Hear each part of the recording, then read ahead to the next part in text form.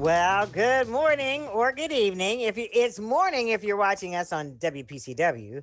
It's evening if you're watching us streaming it on CBSN Pittsburgh. Either way, I'm glad to have you with me on this edition of the Lynne Hayes Freeland Show. So this past week here in the city of Pittsburgh, another candidate threw his hat into the ring.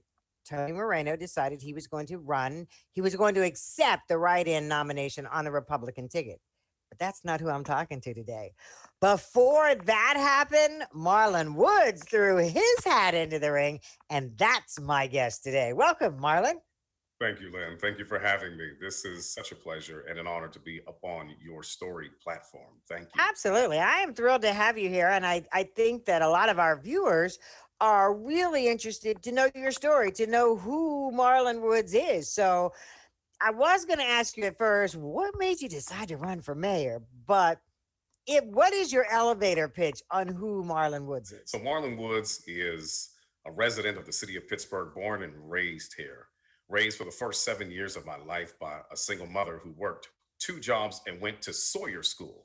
I'm not sure if you remember the Sawyer.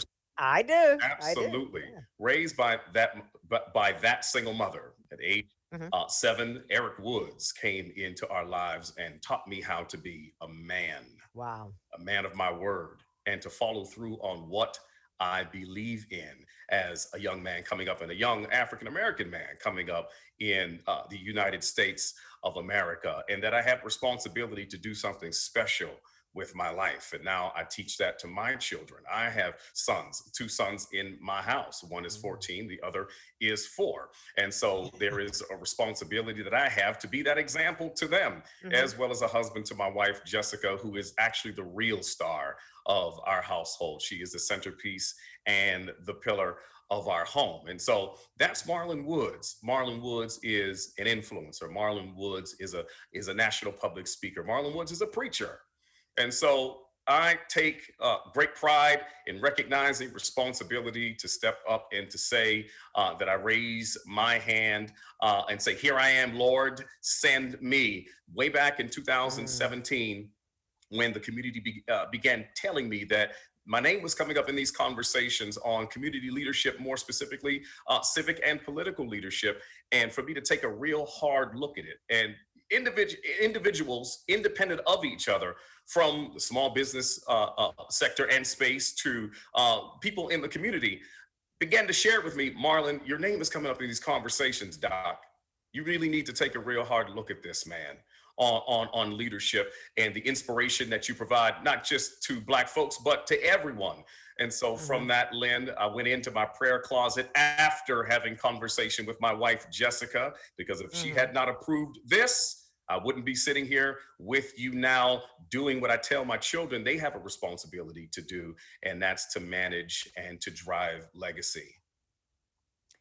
So politics really wasn't on your radar before? No, politics wasn't on my radar before, but I will share this. Back in 2017, I had begun having these sensations.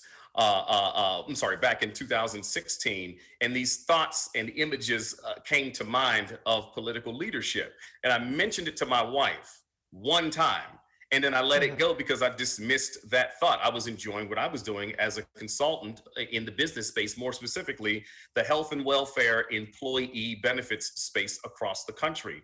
And then writing an Amazon bestseller called Courting the Employer, and public speaking all over the nation at sales conferences, and more specifically benefits conferences in that. So when these sensations began to happen, I dismissed them. I shared it with Jessica one time, so that when in 17, the community leaders and other people started coming to me, having these conversations with me about community leadership or political leadership, I shared it with my wife, and you expect her to have, a real jubilant response. Instead, she said, but you knew that already.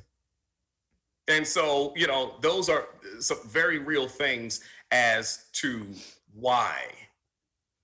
So for people who are just meeting you for the first time, just getting to know you for the first time, there is a perception that this announcement in June that you were going to run for mayor came out of the clear blue sky. But in fact, it was very methodically planned and laid out by you. Absolutely. And not just me, but the people who I fostered around me to educate me in this process and on strategy and on navigation in this space so that we could methodically plan in stealth mode, flying 50,000 feet before we made our descent in June of 2021 this year. The date that I announced, June 10th, that date was selected back in 2018 because running as an independent, you can't even pick up your packet from the Board of Elections until after the primary is over. So knowing that the primary would be in May back in 2017 by those persons who advised me and are still advising me, my responsibility at that time, Lynn, was to stay the course. Advised to stay the course, no matter what it looks like and no matter what people say, stay the course. And this is what landed me 4 years later, now into 2021 and the announcement. This was not opportunistic. This was a responsibility. This was me keeping my word. And so this is, and I'm so glad you asked the question because, I've been having to answer it since the announcement due to the false perception that this was in response to recent political activity or any other type of civil unrest or any other opportunistic reason. No.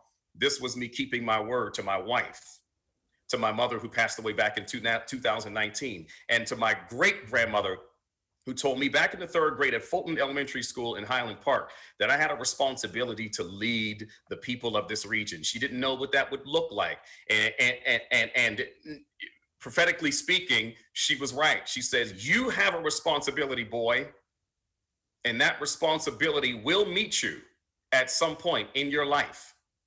And to grab it head on by the horns. And speaking of grabbing it head on by the horns, I'm a Taurus. That sign is the bull. And I'm bullish about Pittsburgh. I left here back in 1998, and I was gone for 8 years. Coming back to the place that I loved.